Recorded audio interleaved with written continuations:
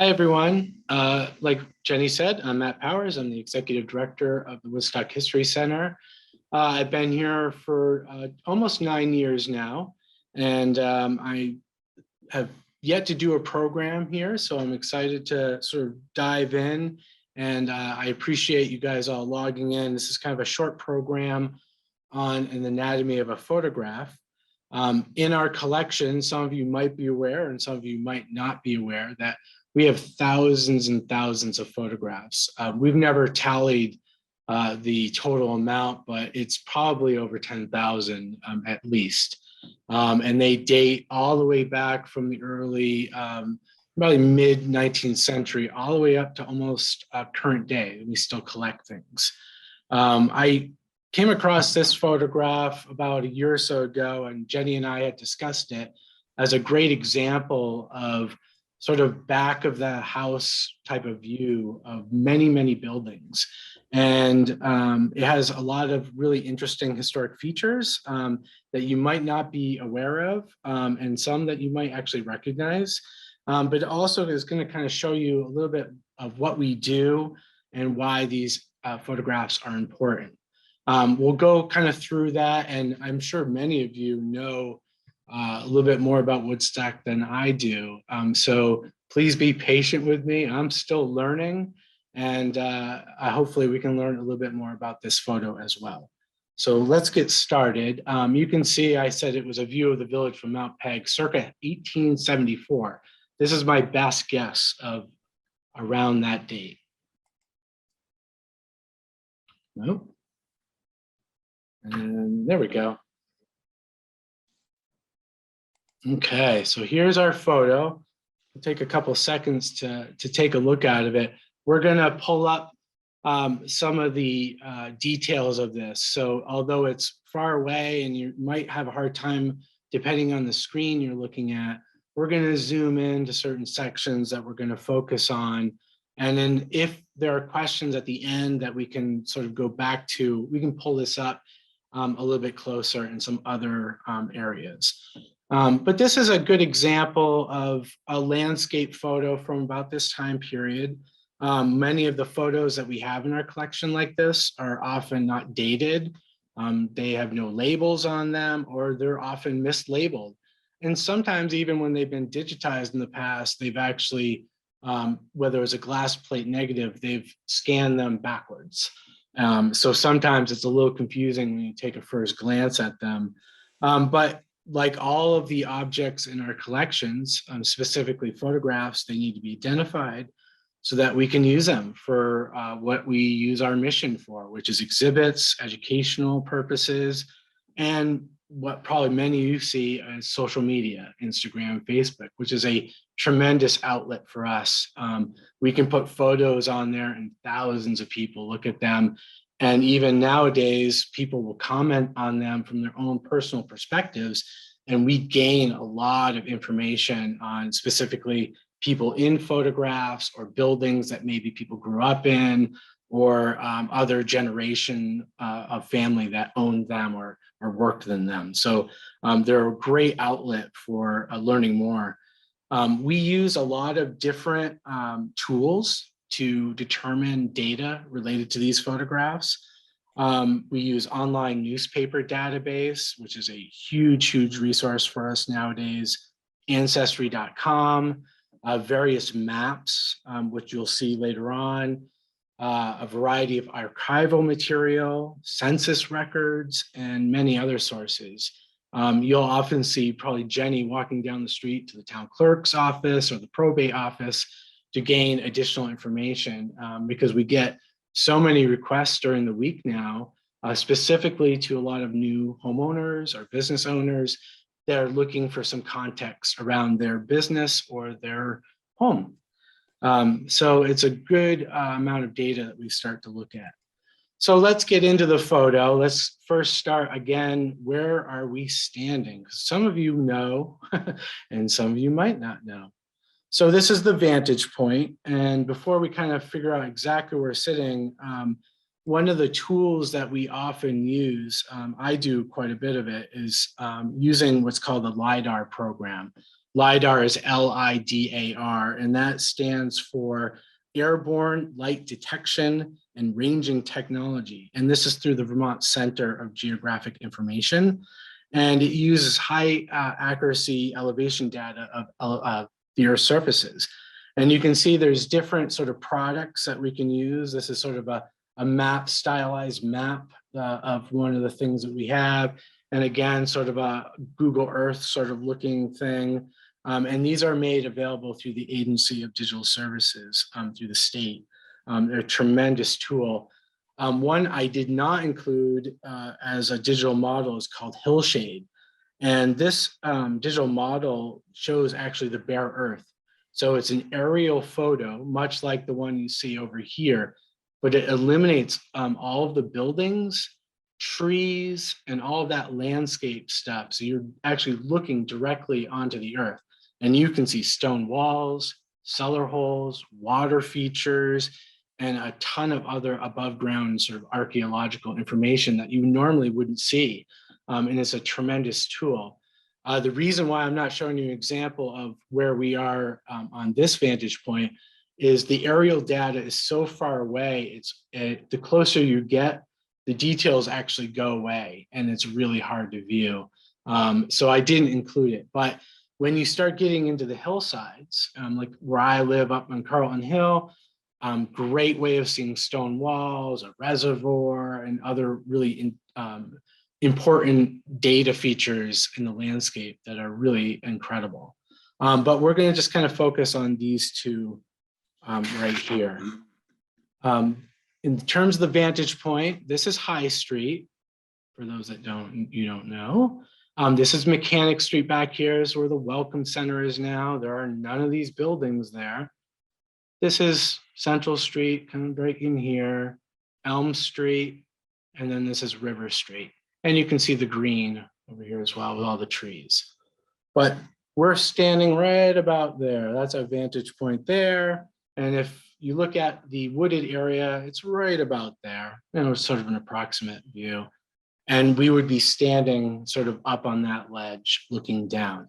And it's obvious that I can't go up there nowadays and take a modern photo similar to this old one and show similarities because it's all wooded and I can't see any more into there. So these are important photos to show what has happened before, because you don't see those much anymore.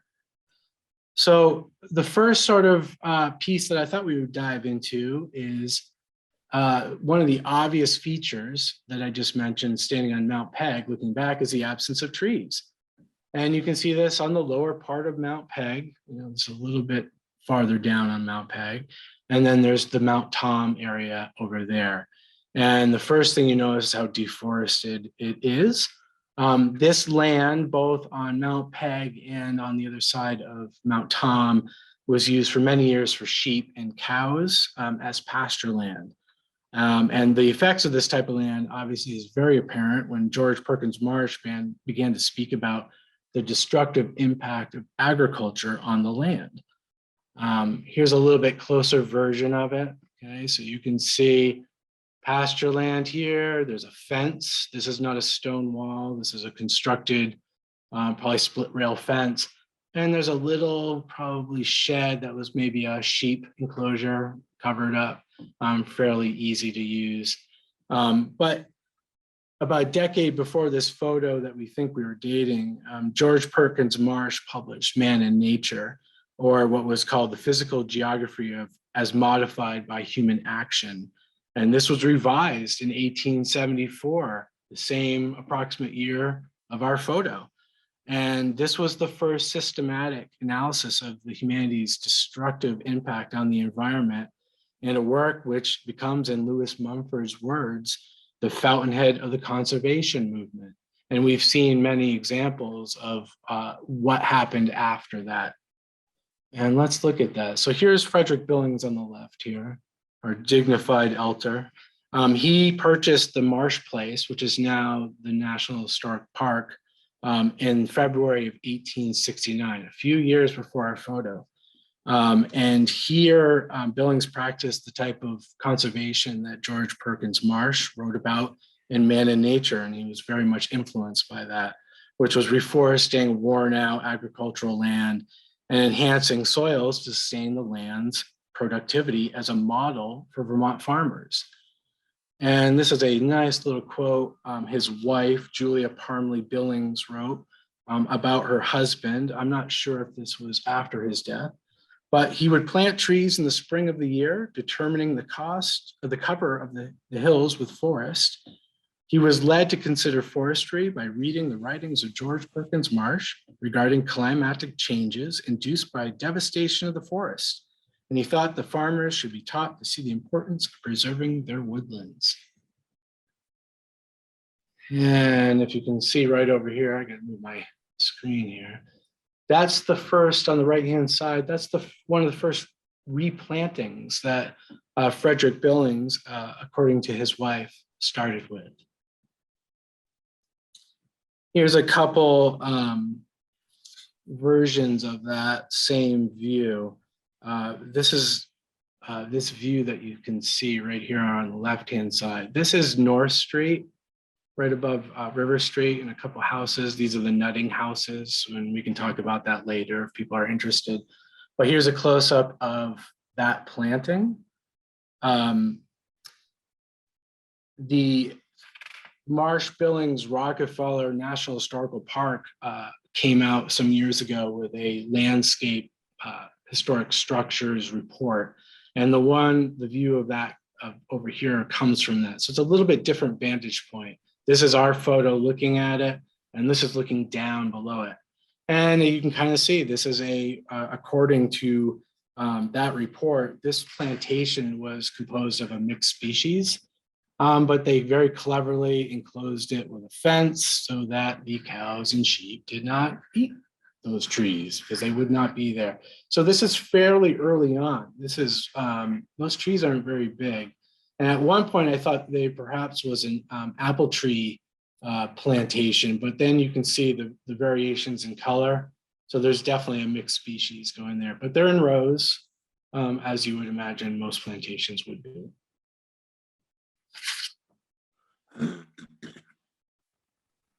We're going to go to a very different spot. This is a blacksmith shop, and this is located right here, right in our vantage point here.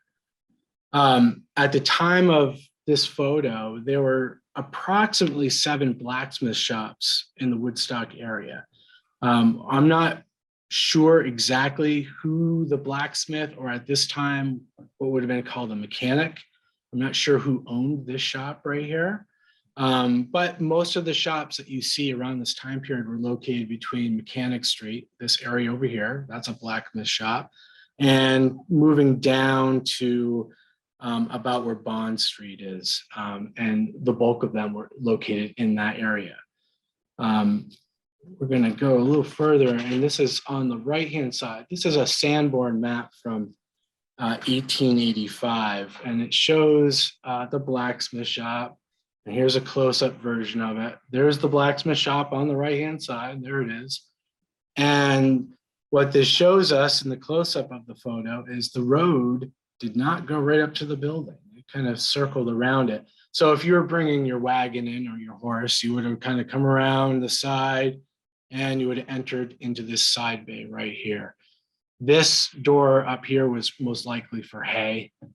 To feed whoever was staying there and keeping the oxen or the horses relatively calm with feed.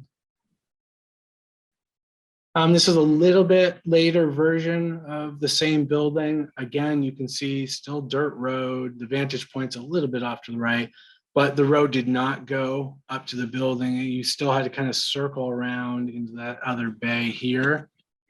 And this is a good example of a modern Google image from 2014. And the most interesting part is the road goes right up to the building. Okay, and then they added this sort of false feature with a little ladder. And in the earlier picture, it's a different couple windows here. And as you go around the side, there is no bay. So going from blacksmith shop to residential and the changes in road style and adaptive reuse. This is an interior of a shop. This was actually a couple doors down. We don't have an interior of the blacksmith shop that we were looking at, but this is the interior blacksmith shop of Fred Clark. Fred started out on Central Street, right on the corner of High Street and Central Street, where the Pie Building burned down. That was originally a stone blacksmith shop, which later became a gas station and later became some other things as well. But Fred ended up moving farther up High Street in the 1880s. But this is pretty typical to what you would have found around that time. Mechanics, at least the blacksmith and farrier trade, sort of merged at this time, and they would have been doing more varied versions of blacksmithing and farrier doings. But what you can see in the shop, this is his forge right here. These are hand-powered blowers. Later were, you didn't hand crank them, you would have had electric. There's your anvil and some very basic tools for clamping. There's some farrier tools, some nails, and a little seat. And if you look right here, this whole open area, there's a little bit of manure there. So that's where the horse or the oxen would have been. And in the back of the room, just some sort of random tools, some crimping, some saws. But the most telling version is look at all of these horseshoes, all here and all the inventory. So he was mostly in the horseshoe business. And you can see by a little clipping from a newspaper, there's Fred W. Clark. He was a blacksmith. They didn't call him a mechanic, but he was doing horse and ox shoeing, some sled and wagon work, and some general repairing. He probably wasn't doing a lot of hardware and things like that.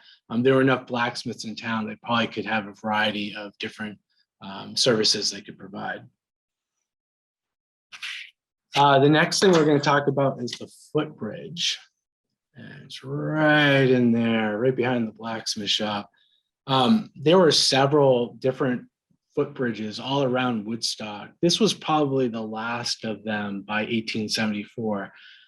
There's a wonderful lithograph of where the Middle Covered Bridge is located in one of the original courthouses that shows a footbridge where the middle bridge was.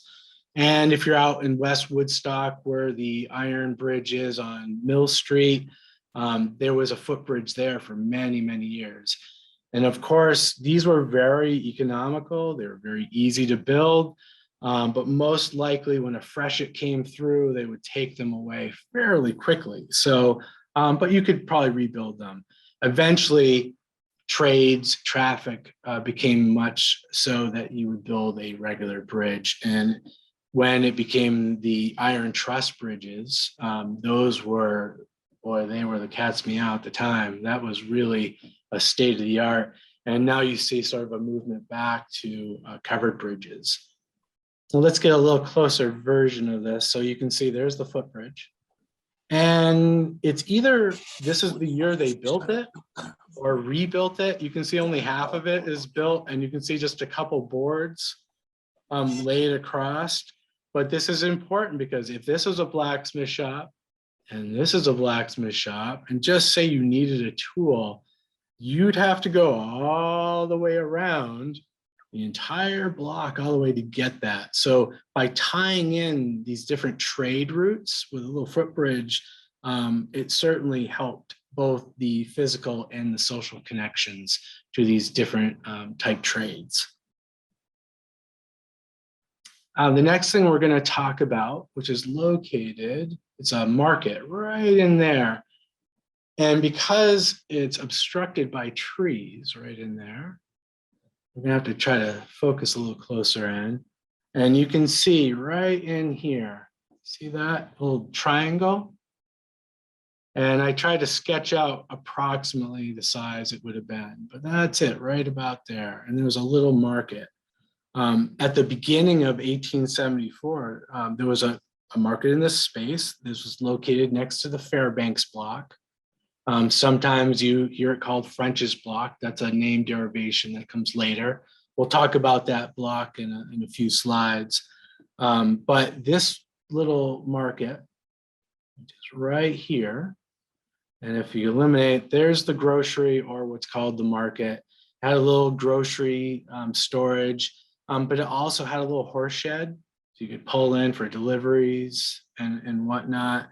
And then right here, another grocery, which was actually added in 1875. And you have to think, if this is the Fairbanks block and it ends right here, and this is the grocery store, and you go there nowadays, this whole section right here has been replaced by the Wickham block, which came in 1894. So this Sanborn map is 1885. So we get a glimpse of something that was here right before that. When the grocery was not there, like this was open. Major deliveries, circuses, all sorts of things happened back here before the Fairbanks block was built. So this became a thoroughfare.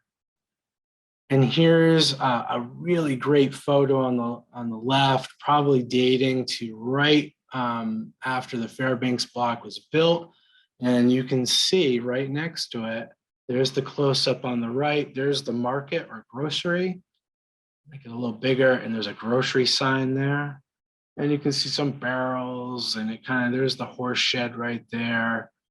And they would have been supplying all sorts of different meat goods and not dry goods particularly, because they would have been elsewhere. But that served for enough time where a couple groceries could be right in that space. The next thing in the photo we're going to focus on is the photography studio. And there were several of them, which one of them probably took this photo, but it's located right in there. See that little spire or that little triangle? And we'll get a little closer version. This is the Tracy block right here. There's a close-up version. That is no longer there. Unfortunately, that burned in 1972. But at the time of the photo, there were actually two photographers in this building on the upper space. And one was Henry Cushing, and he had a room up there. And the other one was E.R. Gates, and he had a room. And on the front of the building, it's kind of hard to read, but this says Cushing Photography. And so he was probably the principal photographer in that space. Henry Cushing, this is a little ad in the paper. He began his career in Woodstock and the partnership of Cushing and King, and that existed from 1864 to 1868, so a brief period of partnership. King left Woodstock and Cushing took over the business and carried it until 1885. Many of the studio portraits in the local streetscapes that survive today are Cushing photographs or Gates. And a lot of these you can see have the label E.R. Gates on them. This is a fairly typical albumin print. Another one, Gates, and they're getting fancier. And they're fixing these photographs to these really fancy mats, which they are probably getting around on Central Street from the Woodstock Label Company. But this is a pretty good example of what you would have seen around this time.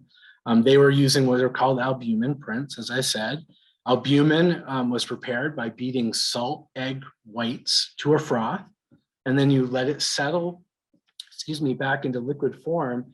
And then it was applied to paper by floating it into the liquid in individual sheets. And then they were rested on the surface, and then they hung to dry vertically. And that sort of glossy white, egg white, made really great contrast to photos. You could see a lot better density in photos and contrast. And generally the photos were glossy, and you could have a range of hues. So sometimes you see browns and more oranges and things like that. But in terms of our conservation of these photos, because every time we take them out and they're exposed to light or any other environmental effects, you see these are very typical forms of deterioration, which are highlights in yellow. You see the yellowing happening right here. You see some fading in the back, a shift towards a yellowish brown. You can see a little bit of loss in the highlight detail. And then over here, some the wet brown foxing, those little dots. But when this photo was first created, and we have some good examples of them are super sharp and super detailed, and the contrast is absolutely fabulous. And we like to see those photos so that we can digitize them and we can see tons and tons of detail in the photos, like this bike rally here. And you can even get back here and all these decorations. And at the time they had Japanese lanterns for the bike parade and little ads and things. So with a good albumin print, you can really pick out some incredible details. Just quickly going back, I sort of went over it, but if you think back to this beautiful skylight, this predated gas lights and electric lights. So most likely they're using kerosene, but for a photographer, this was your natural light that you would have let in your studio. A few years after this photo was taken, it was a hailstorm in July 20th, in July in 1881, broke every pane of glass except for one in that skylight.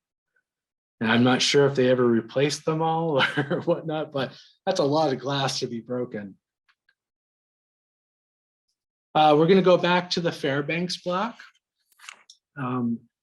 In March 23rd, 1867, about, I guess, a few years before our photo, a fire consumed everything on the north side of Central Street. So all of this burned down, and as well as many buildings on Elm Street. So all of this in 1867 burned down. In 1873, a year before our photo, they built the Fairbanks block. And this photo right here, look at how pristine that building looks. I don't think it looks like that nowadays, but how wonderful. And they went out and they documented this. And you can see this was a market down here. There was actually a dentist up here. This flagpole, there's documentation in the paper. I didn't show the top of it, but they had these 3 or 4 flags, and it would tell the weather. So if you ran up the blue flag, it was raining. If you ran up the red flag, it might have been cloudy. And I always thought, well, if you're looking up at the flag, you probably knew what the weather was. So it probably didn't last very long. But what's interesting is sort of this side where you see steps going up, which is still there nowadays, but they also had recesses. So the old Woodstock Creamery, how it goes downstairs, that was everywhere. And the Fairbanks block was a good example of that. This recess, actually there's stairs. There was a Wing Sing's Laundry. That's where a real estate office is. And before that, obviously other things. But when it started, there was a laundry down below there, which is a whole nother topic. Another substantial building in this photo is a livery stable. And you can see it right there behind sort of the Tracy block. And there it is on the left-hand side here, right there with a back barn. And this is an interior view of it between the alleyway. And for those that you don't know, a livery stable was a place where horses, teams, wagons were for hire, sort of like a taxi service, but also where privately owned horses could be boarded for a short time. And because of the temporary boarding aspect, livery stables were often attached to hotels and boarding houses. And in addition to providing vital transportation service, livery often sold hay, grain, coal, wood, and things like that, which was probably in this back building. This is an interesting livery because it's not attached to any hotel or any commercial building that would house people. Here's a little different version. This is a Sanborn map on the left. There's that shed we were just looking at in that back barn. This is that Tracy block where the photography, and this was Hatch's grocery store, which is now Gillingham's. They took over this whole bit. You went right down this alley, and that was the livery. And why they put it there is kind of a mystery. But the nice thing about looking at other sources, you can see the ad on the left-hand side. It says livery property for sale. It's one of the oldest established in town. It's got 7 horses, all the buggies and robes. There's a covered stage wagon and a new covered stage sleigh. And it's got the name of Edwin Fay and the name of the business. And look at the date, 1874. So right around where our photographs, so we can actually get a glimpse of who owned it, when, and when it possibly sold, and what they had there, which is a great piece of information. We're going to talk about a house on River Street. A lot of these houses, this is River Street right here going across. A lot of these houses have been changed over the years. And this one right here, it's very hard to see. It's right there, but we'll get a little bit closer view of it. This is a view on the left from Mount Tom looking down. And this is a blown up version of our photo here. So that's the house on Elm Street that we'll be focusing on. There it is. Oh, I forgot my animations. Look at that. How wonderful. And there it is from very simple house. So we're not really sure. I've looked up as much as I could about who could have possibly owned this property in 1874.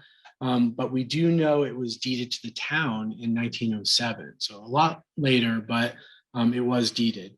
In the census records, we know it was occupied by Elizabeth Dunbar and Mrs. William Moore. There are a lot of Elizabeth Dunbars and there's a lot of Mrs. William Moores, so it's hard to determine exactly who these women were, especially the fact that they didn't use Mrs. Moore's real name. She's only Mrs. William, so that makes it really hard. But I sort of narrowed it down. I think Elizabeth was a divorced woman in her late 30s or early 40s, and why she was living with a married woman, I'm not sure. Let's see, right? Whoops, let me get back there. At the time that the town acquired the property in 1905, there was a local progressive group called the Woodstock Improvement Society, and they were undertaking several initiatives, such as beautifying streets by planting flowers and cleaning up the dump at the site of where the East End Park is now. And they were also interested in removing unsightly and unsanitary refuse. They also created a playground on Vale Field and improved that, and actually hired a young woman to watch the kids and play games with. But you can kind of see right here what we call the Dunbar House. There's your refuse, the unsightly stuff that you would imagine some ladies at the Improvement Society didn't approve of. But what the nice thing in our archives is we have a really incredible records from the Improvement Society. And in one of their newsletters, it states, and I quote, "On this site, there stood a tumble down hovel, and the riverbank at the rear and on both sides was used as a dumping place for rubbish. Although with limited resources, the society easily raised the sum of $1,200 and for $1,000 purchased the house and lot. They leveled the former to the ground, filled up the cellar hole. Then with the remaining money in a special fund, the little strip of land was graded, grass seed was sown, and shrubs and flowers were planted. It is, quote, Resurrection Park. Indeed, as the natural beauty of the spot is once more in evidence through the sloveliness which characterized it for many years." And there's no record of what happened to those two ladies after they were kind of kicked out of their house, it seems like. But here's what was in their newsletter. So the building is gone. So this building right here is this one. And this lot, as you can see, some of the plants that they had. And then there's a modern day photo. So that Dunbar house was right about here. And you can see a little bit different view of it. And it has been very much forgotten. If you look down there now, all that's left of Resurrection Park is riprap from Irene. It's all been washed away. We'll get to the sort of the final detail of the photo. We're going to look at the Mechanic Street buildings because they're all gone. Look at how many wonderful buildings there are in this area. We're going to focus on the Sambor map off to the right-hand side. This is from 1885. Sanborn maps, if you don't know, were created for about 12,000 towns and cities in the United States from 1867 to 1970. And since these maps were designated or designed to assist fire insurance agents in determining the degree of hazard associated with a particular property, they show uniform scale, the size, shape, construction of dwellings, commercial buildings, factories, as well as firewalls, location of windows and doors, sprinkler systems, and different types of roofs. The maps also show the locations of water mains, giving their dimensions, and of fire alarm boxes and hydrants. And so Sanborn maps are an unrivaled source of information about all these structures and the use of buildings in American cities and towns. These, the Sanborn map, obviously I'm showing is from 1885, and it's a little frustrating because we don't have one earlier than that, so we can't look at 1874. But as you can see, as we go through, most of the buildings that you see on the Sanborn map are almost identical to that earlier 1874. So within that 10 period time, not much changed. So let's go through this little piece. I just have to move something out of the way so I can see. I'm going to start on the right-hand side.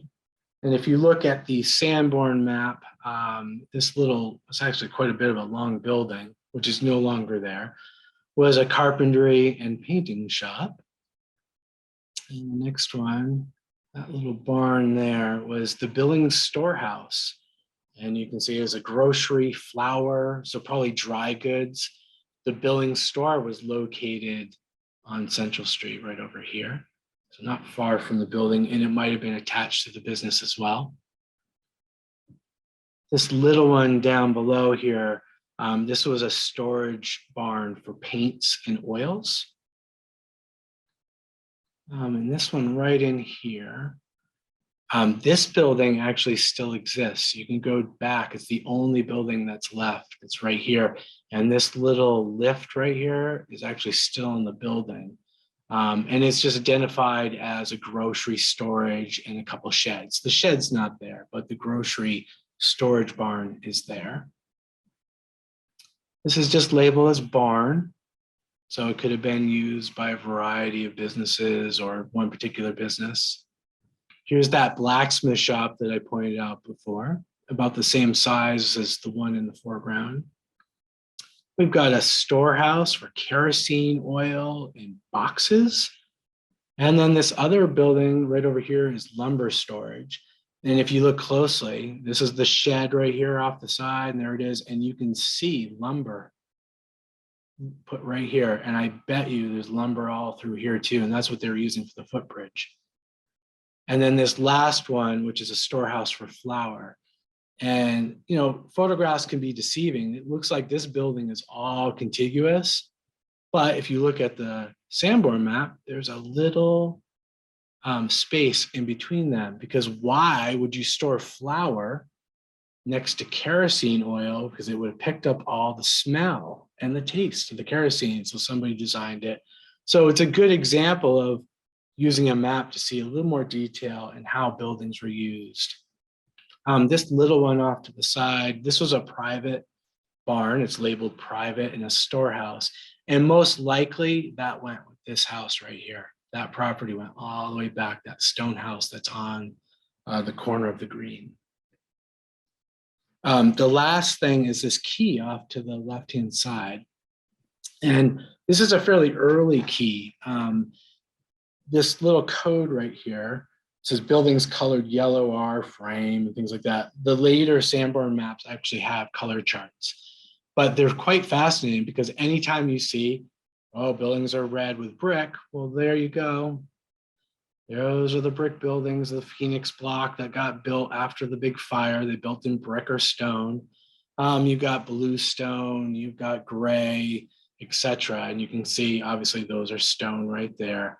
And then these buildings that I mentioned before, you can see those are green and they're labeled specials right there. And what do you think a special type of building would be? Well, if you look at what was in them, you've got kerosene, a blacksmith shop, paints again. There's paints over there. And so they were using some sort of fire material that was preventive for fires.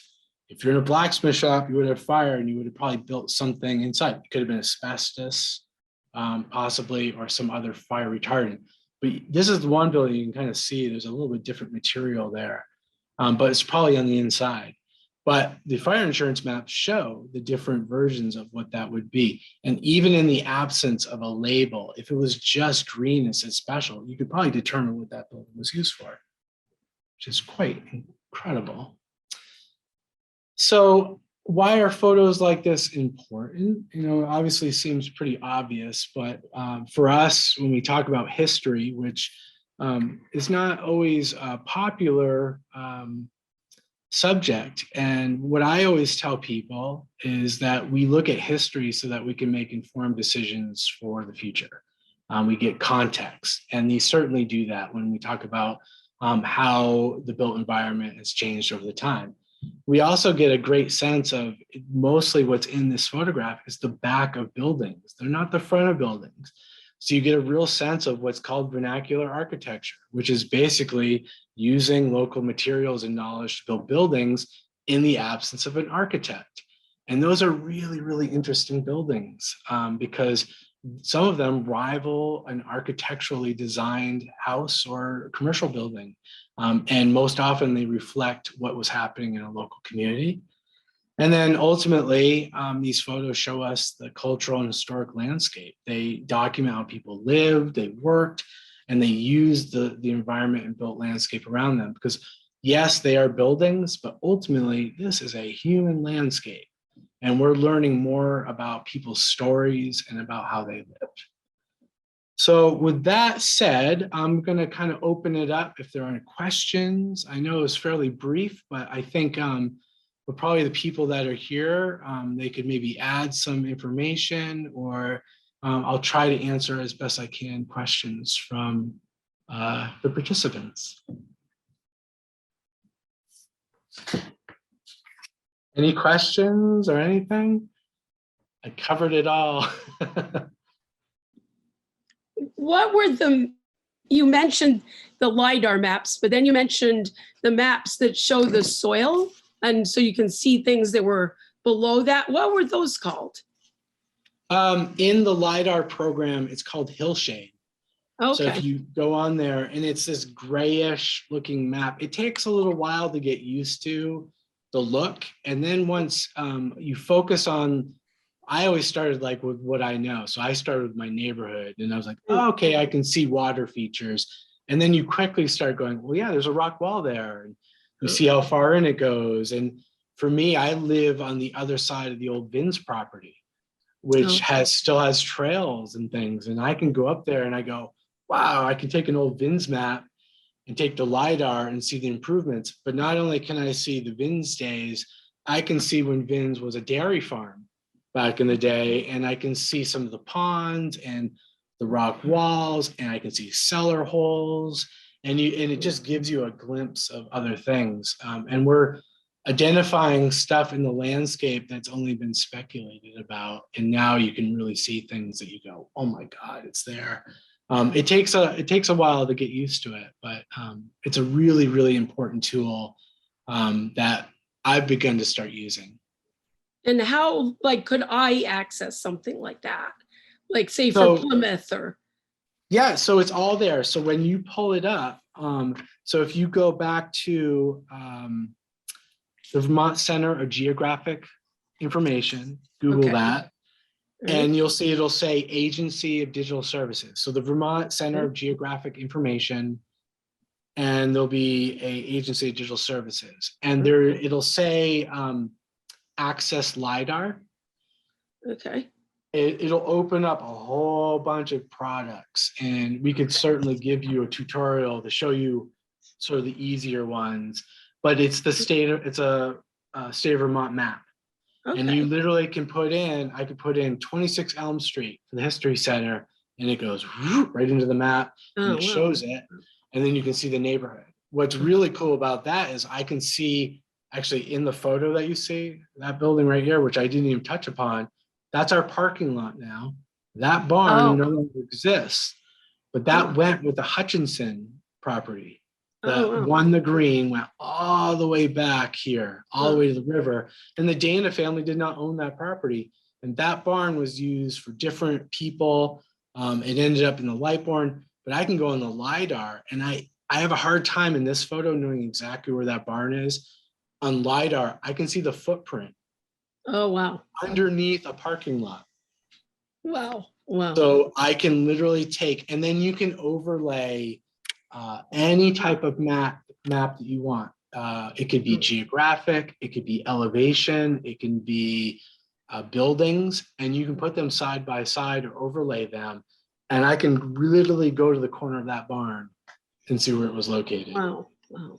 So for me, when I park or I'm in the summer and I put a couple of picnic tables under a maple tree out by the barn, and I start looking on the ground and there's pottery bubbling up.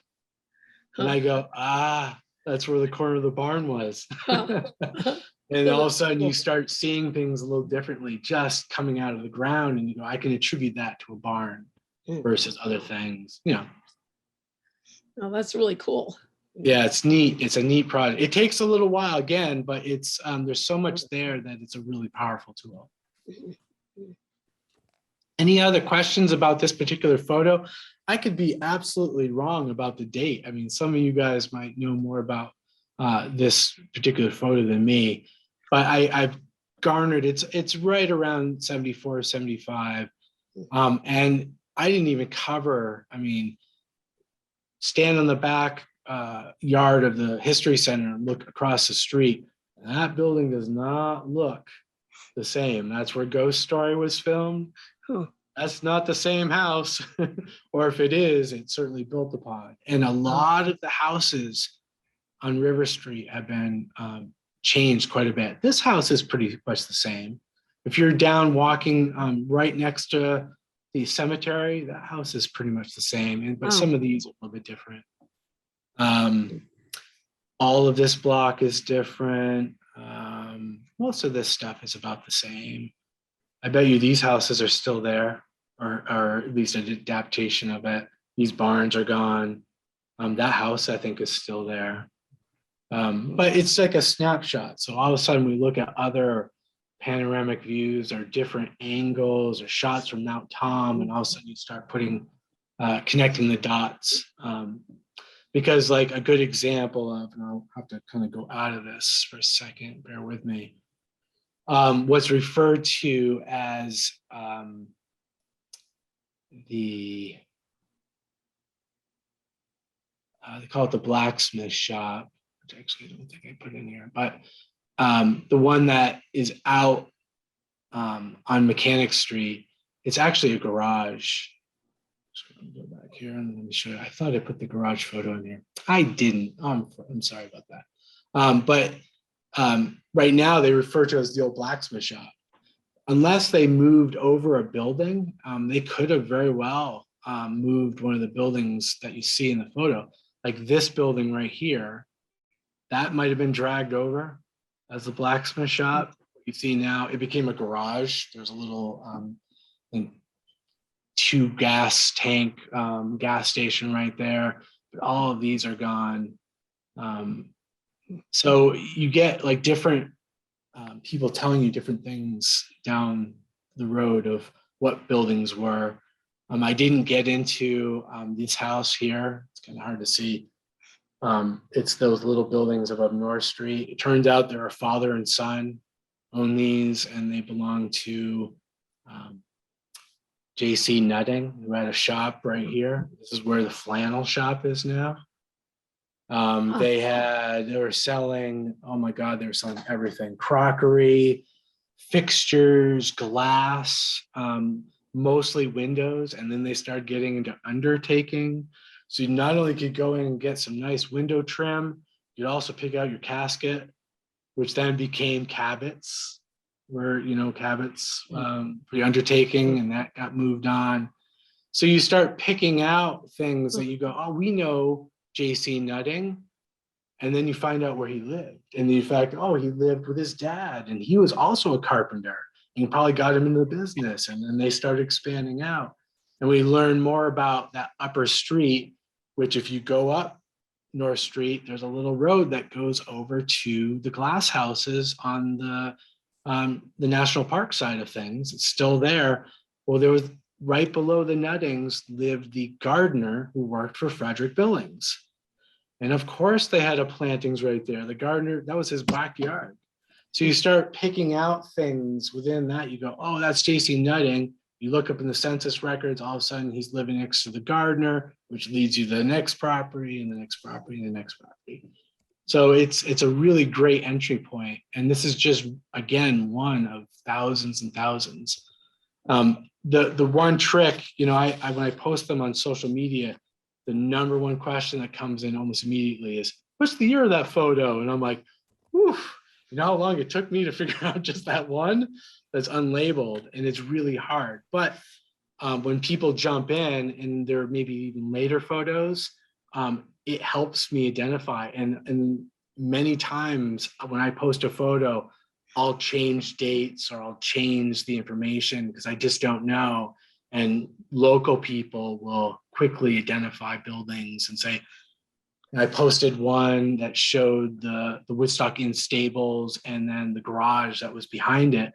Well, Dale Johnson's father opened up that garage and he could tell me everything about that building. And then when I got into that photo, I could see cars and also this is like turn of the century, 1920s, when the automobile was just getting revving. And if I didn't know that, then somebody else will help me along. So it's really great to have participation on social media for some of these. Are there any other questions or comments? Matt, we did have the question, in case people missed it in the chat box, asking whether or not the History Center's photographs are available online. And as I noted in the chat box, some of them are available and can be seen on Facebook and Instagram. However, the vast majority of our collection is not available online. So if you'd like to see additional historic photographs, please make an appointment and come to the History Center where you can view the photographs. And we're continually in the process of digitizing more of the photographs. There's such a large backlog of photographs that it's going to take a long time to get them all digitized, but it's a great way of making them accessible as well as preserving them for posterity. Good point.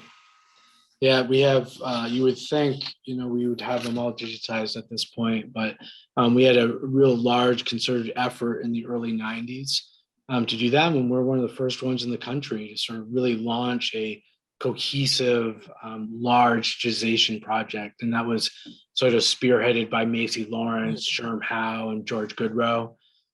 So there was a great time of about a decade where they were doing that, and then it kind of fell out of favor. And we sort of picked up the baton, I guess about 7 or 8 years ago, and started doing them again. In the back of our library, we call it our digitalization lab, because that's where our servers, that's where our photos are, and we continue to process it.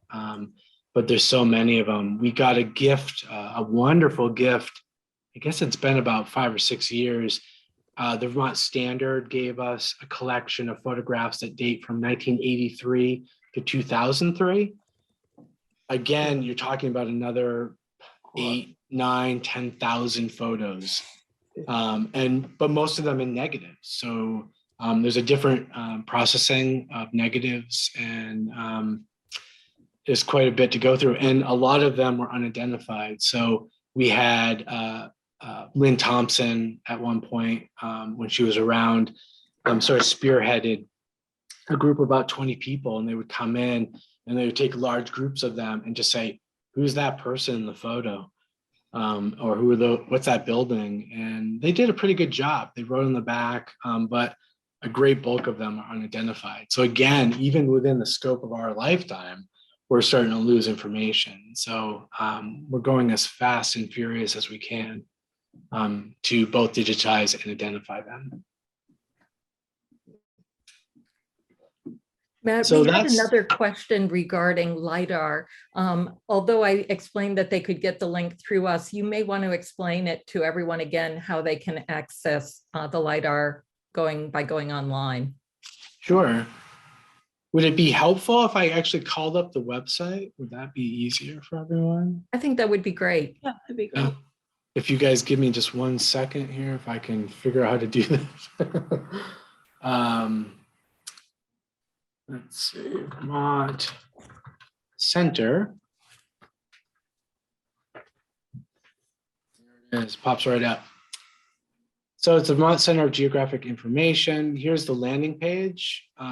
Here's the Agency of Digital Services that it's through. It's a Vermont state website. What you have to do is you kind of have to go down. Let's see if they've.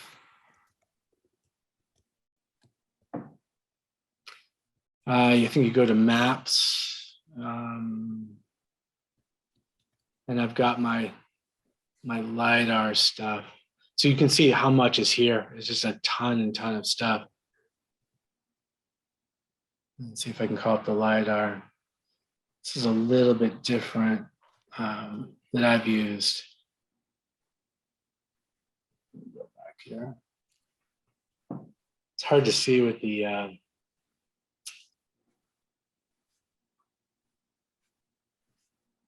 well, this gets you at least to that section. I'd have to get into it a little bit. I've got the Lidar map and their products queued up in my bookmarks, but it might be under the map data as you go through, because they keep changing their websites. But you can see there's a lot of different stuff out there. There's imagery, elevations. This is probably where you would find the imagery information, the data sets. Yeah. And actually it's right down here if I can find it. Well, I'm getting into websites, but I could probably post after this program, I could post the actual bookmark that leads you right exactly to the hillshade, because it's just fun to play around with. But if you just go to that particular first site, it'll get you to what you need to be right there. Does that make sense? This is a colored version. The one I use is gray, and you can get like right into it and see geographic information. Matt, we do have another question asking, what is the date of the oldest imagery that we have in our collection? The oldest one that I can think of is prior to 1854. It's an image that shows the green, and on the north side of the green, it shows Woodstock's second courthouse, which actually burned in 1854. So we know that particular photograph dates sometime prior to 1854. Matt, do you know of any older photographs in our collection? I think that's it. I would say maybe as a landscape, that's probably the earliest. There's probably most likely individual portraits that predate that, which were tintypes or even some other type of forms of photographies, because they might predate that. But it usually starts around 1850s anyways when you're looking at photographs. That's when some of the photography processes started getting a little more complex, and actually they were able to produce at a cheaper and more effective way of producing photographs during that time.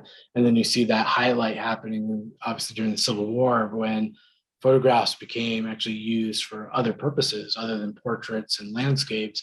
They became a documentation tool to document what was happening in the war and other things. So the peak is really when you start seeing the albumin prints is from 1860s, kind of during Cushing's time, into the 1890s.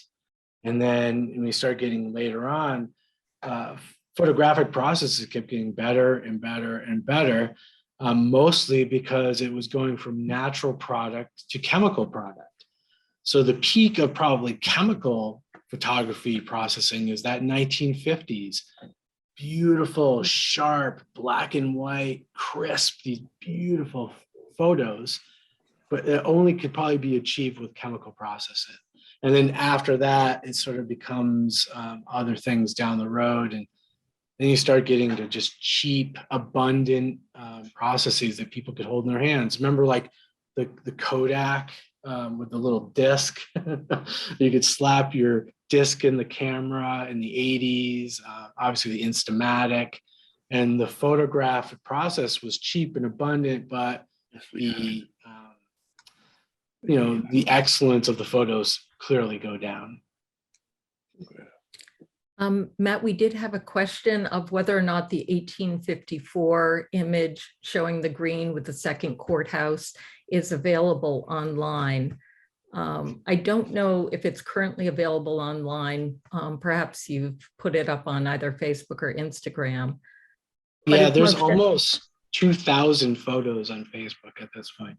And what I'll do, I don't know who asked the question, but probably after this program, go to our Facebook page. I'll put it as our, the big, whatever you call that, the big photo on Facebook. I'll make that the photo.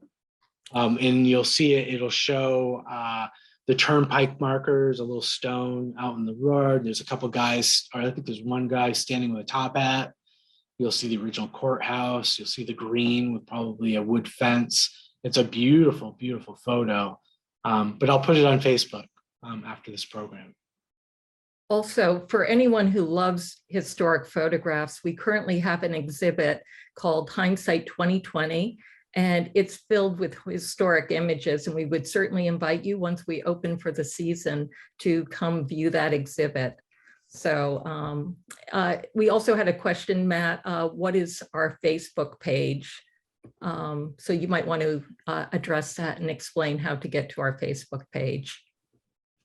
Well, I guess if you are connected to Facebook, I think in the top left of any Facebook page, there's a little search engine, and all you have to do is put in Woodstock History Center and we will pop up, and then you just click it and it'll go through. And then if you like the page, then you'll get, anytime I post something, you'll see the information. It's mostly photographs on there. So I can't tell you the link because it's a super long Facebook addy, but if you just go to your Facebook page and search for us, you'll come up.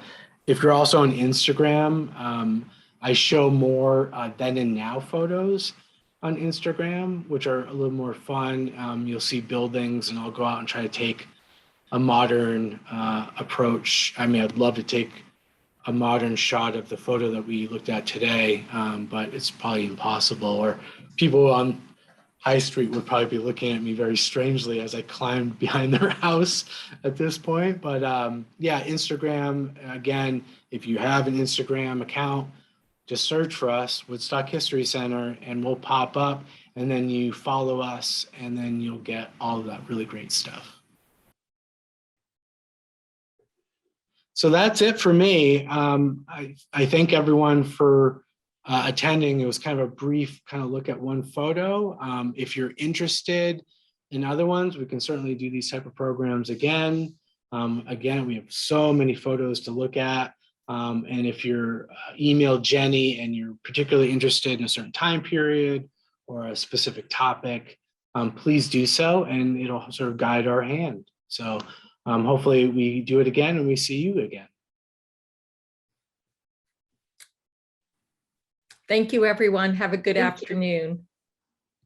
Thank you.